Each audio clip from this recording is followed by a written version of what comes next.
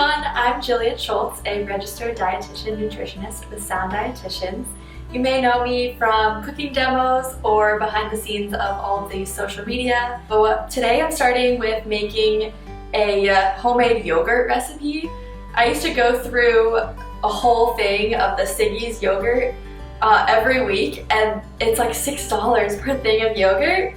And I started making it myself because I noticed on the Instant Pot there's a yogurt button. So I was really curious and I looked it up one day from different bloggers and how they did it and what to keep in mind while you're making it. And I've managed to cut my yogurt budget by a third. So if your family goes through a lot of yogurt or you just want to be creative and try something different, this is definitely a recipe that I think you'll like. So a couple of things that you'll need. First off, you'll need your Instant Pot, which has, I'll explain some of the features. There's a sealing ring on the inside.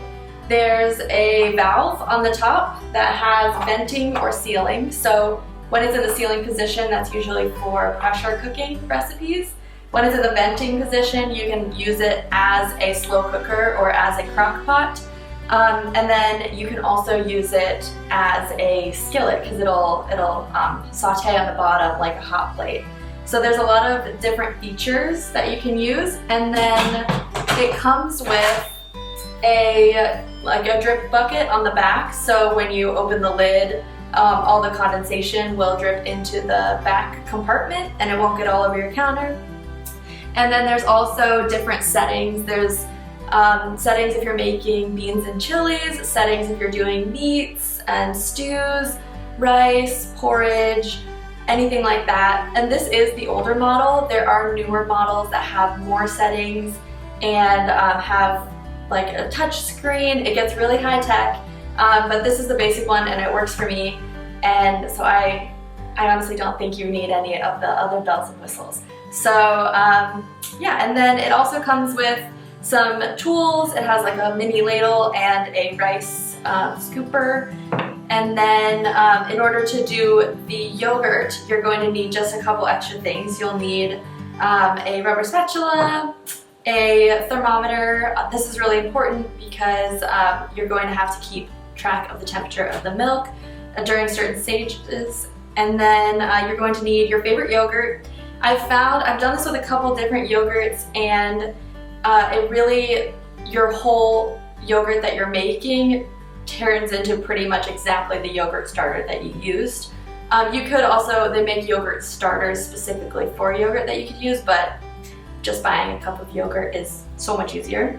So I just use this generic plain Trader Joe's whole milk yogurt, and you want to make sure it's not sweetened at all. Any sweetener or fruit or anything in there will ruin the yogurt. And you also want to make sure that it has live and active cultures added after pasteurization, because pasteurization is when everything is heated up in the yogurt to kill off bacteria. And if the bacteria live active cultures are added before the pasteurization, then all the heat would kill them anyway. So you really want to make sure that they're added after, so that you get all of those beneficial properties, and that's what's going to thicken your yogurt and make everything delicious. You're also going to need your favorite milk.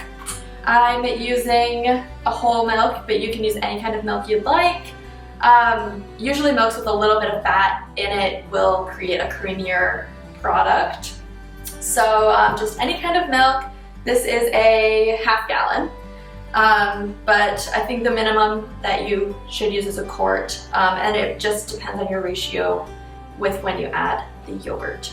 So, and then you'll also need, as an option, you can use a bowl that is filled with ice, which we'll get to a little bit later.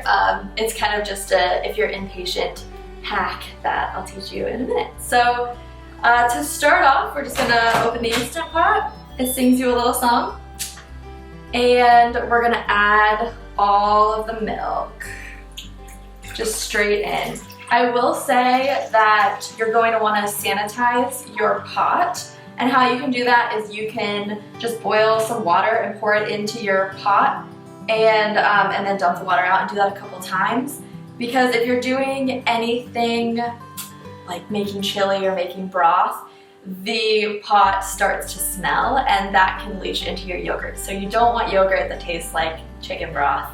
So I definitely recommend sanitizing it. And another way you can do it is filling it with water and just putting it on the stove like a normal pot. You have this inner layer that just comes out and can sit right on the stove. So, and then just boil that off for 10 minutes and that should do the trick. So you dumped all your milk in, you add your lid.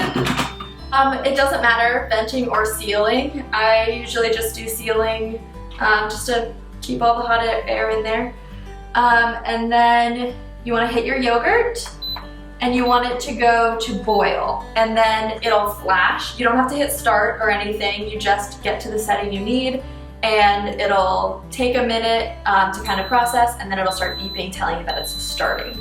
So what this will do is it'll bring the milk up to a higher temperature. You want to take the thermometer and double check when you're done. When it goes off, you want it to be 180 degrees Fahrenheit. So yeah, that's the first step and I'll come back when it says it's boiling.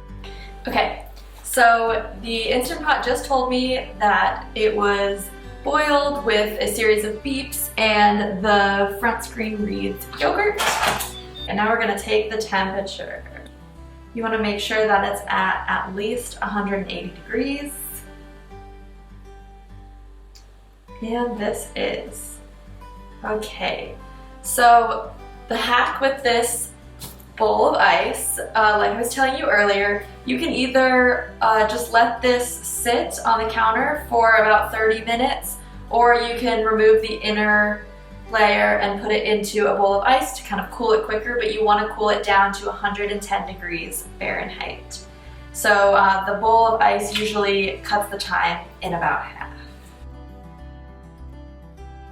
And now we wait. Okay, so it's been about 20 minutes. The milk is now 110 degrees Fahrenheit. And so the next step would be to skim off the layer on top.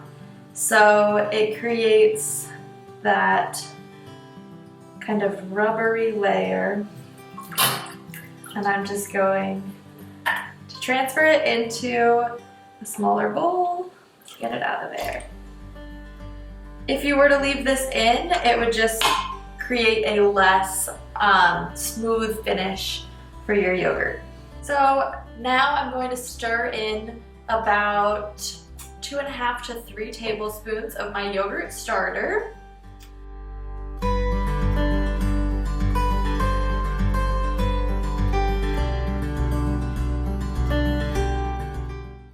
Okay, and then I'm gonna whisk it in so it's fully incorporated.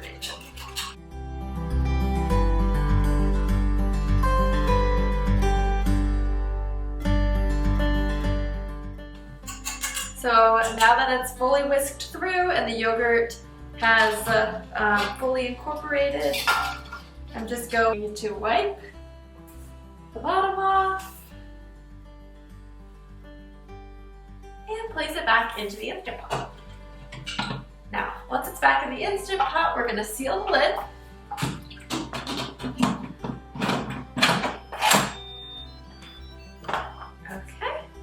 And then we're gonna go back to our yogurt setting and we're gonna hit it until it says 8 hours.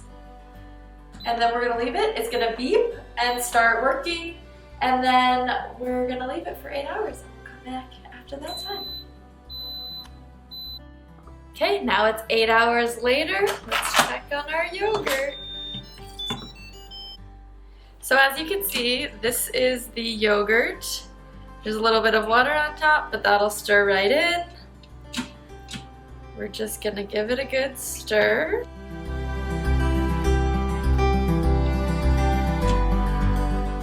So now you just transfer your yogurt into an airtight container and it'll last in your fridge for the next 10 to 14 days.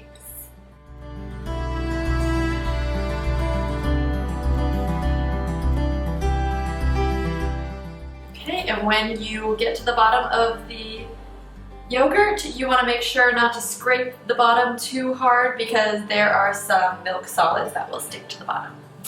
So as you can see, it's made quite a bit of yogurt to get me through the next week or so. So yeah, that's homemade yogurt.